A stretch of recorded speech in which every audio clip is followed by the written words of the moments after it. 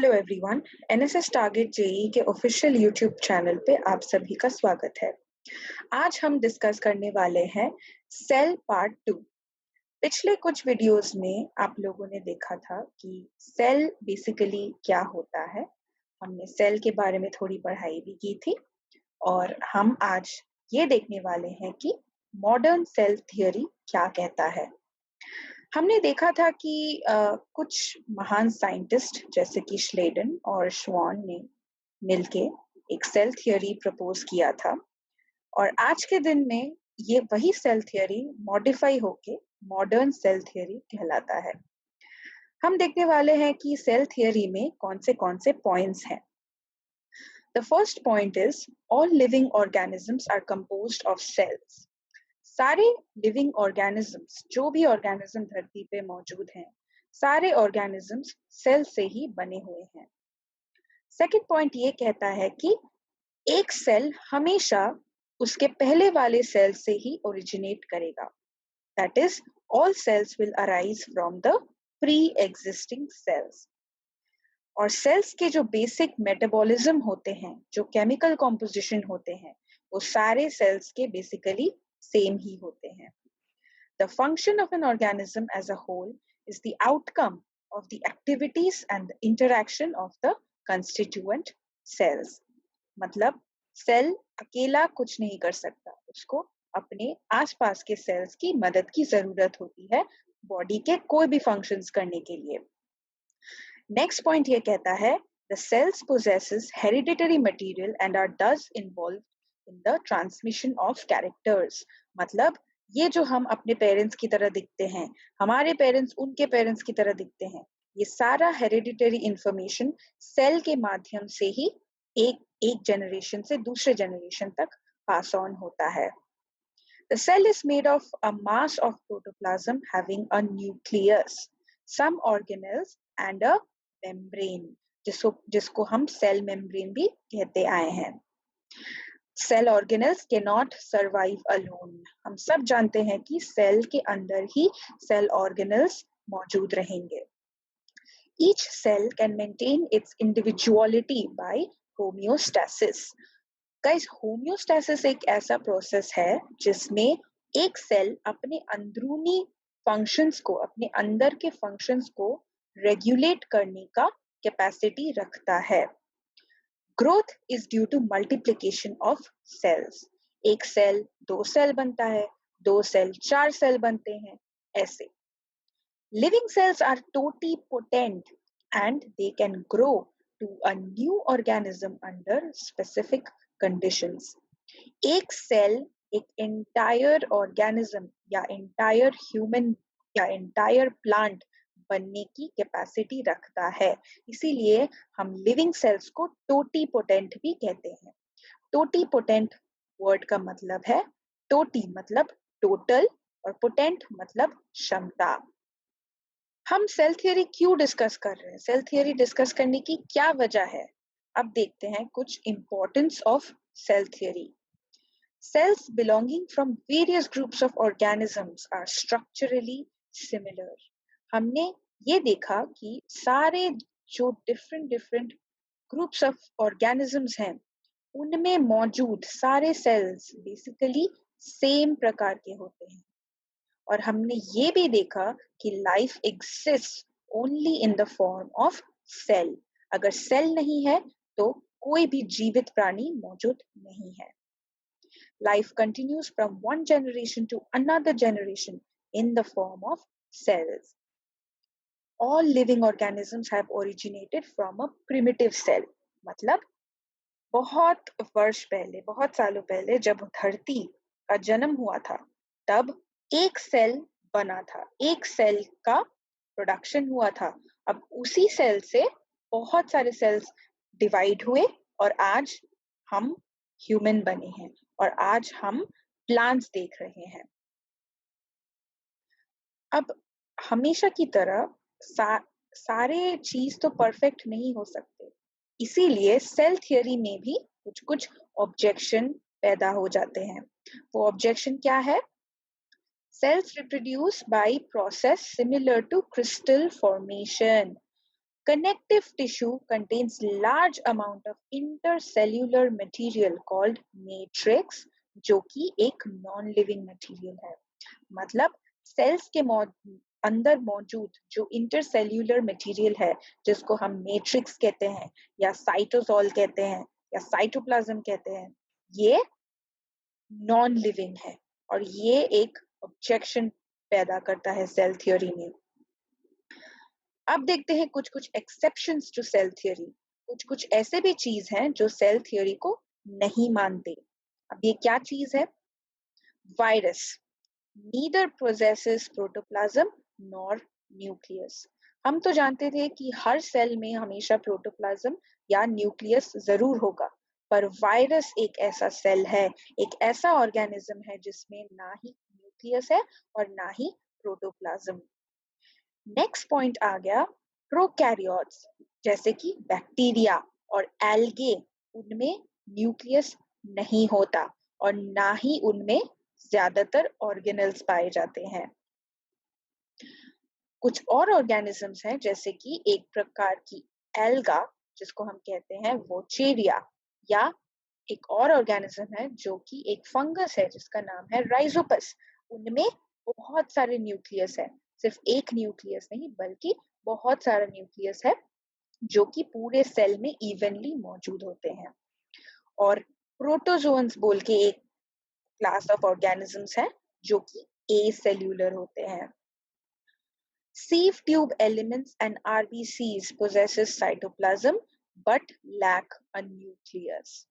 So guys, यही कुछ points हैं जो सेल थ्योरी को में एक्सेप्शंस पैदा करते हैं, जो सेल थ्योरी को नहीं मानते।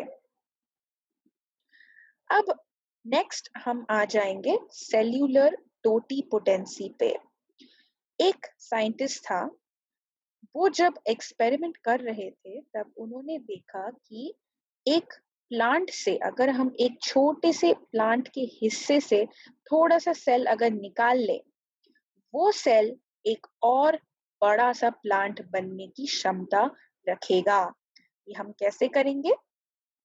बहुत ही सिंपल सा एक प्रोसेस है जिसमें हम एक प्लांट के एक छोटे से हिस्से से, सपोज मान लीजिए एक लीफ या स्टेम या रूट, ये सारे हिस्सों से अगर हम एक छोटा सा सैंपल उठा ले, वो टिश्यू सैंपल अगर हम उसको नेसेसरी कंडीशंस में रखें, अगर हम उसको ध्यान से रखें, इंक्यूबेट करें, तो वो कैलस बन जाता है। अब ये कैलस क्या है? कैलस एक a bunch of undifferentiated cells है।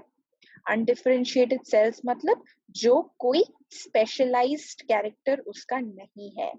ये जो सेल्स मौजूद है कैलस में, वही सेल्स को अगर हम और न्यूट्रिएंट कंडीशंस में रखें तो वो ही सेल्स एक नया प्लांट बनने की क्षमता रखेंगे।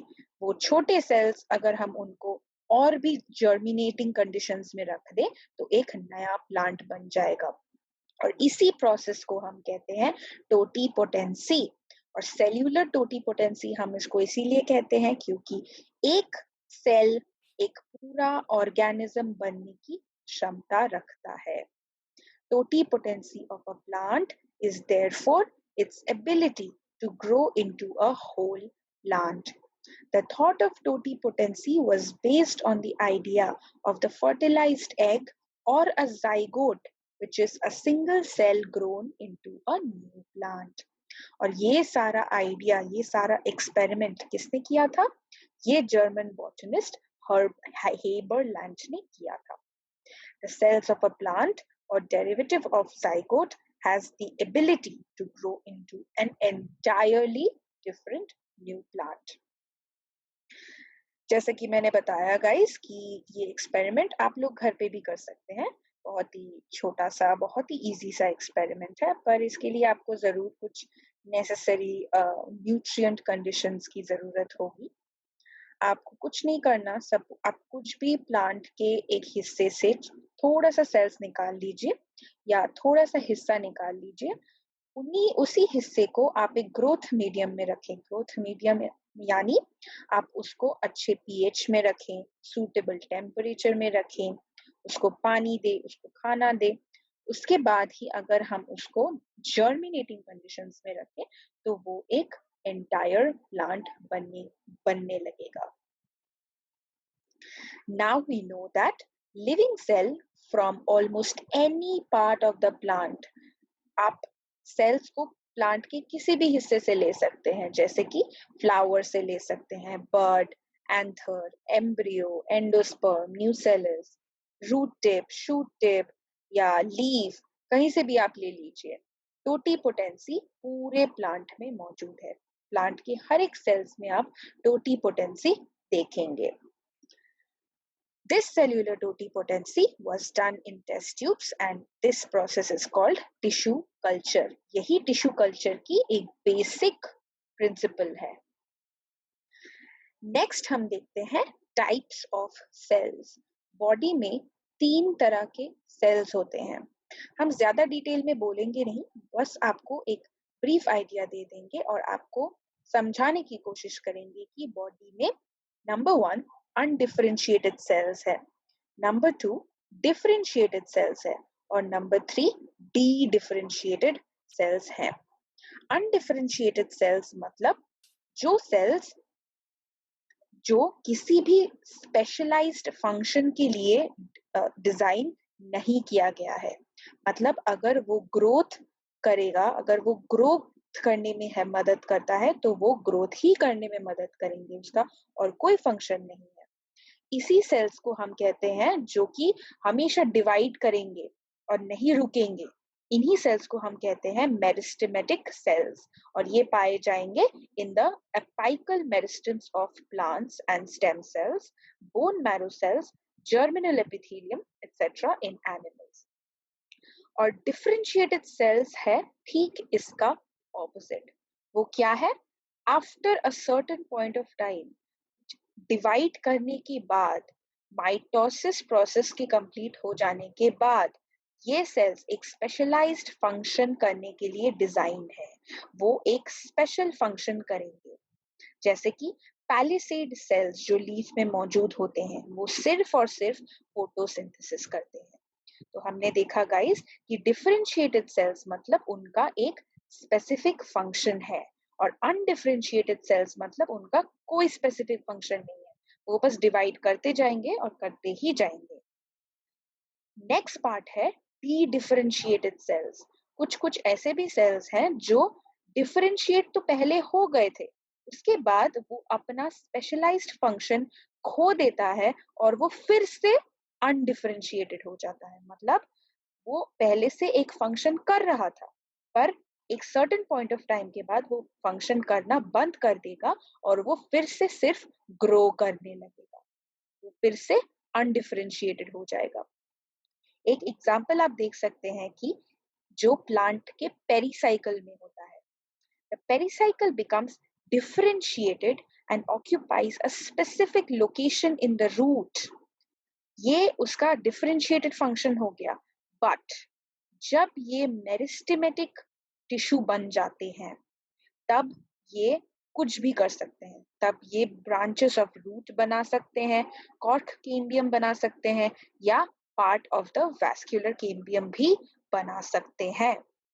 डिफरेंशिएटेड सेल्स को इसीलिए हम ऐसा भी कह सकते हैं कि उन्होंने अपना स्पेशलाइजेशन खो दिया है, यानी there is a significant loss of specialization, which is why हम इन्हीं सेल्स को वुंड हीलिंग, रीजेनरेशन और सेकेंडरी ग्रोथ के लिए भी यूज कर सकते हैं.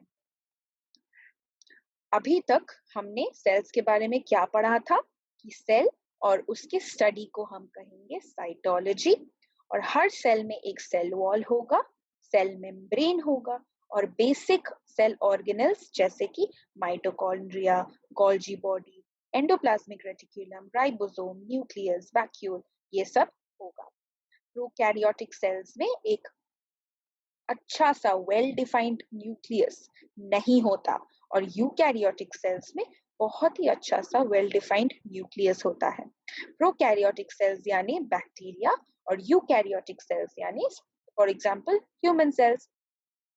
The nucleus controls all the hereditary characters. These are encoded as pieces of DNA called genes. And that's it. Guys, आज के लिए इतना ही सही. Stay tuned. हमारा next सेल का वीडियो बहुत जल्द आने वाला है. Thank you.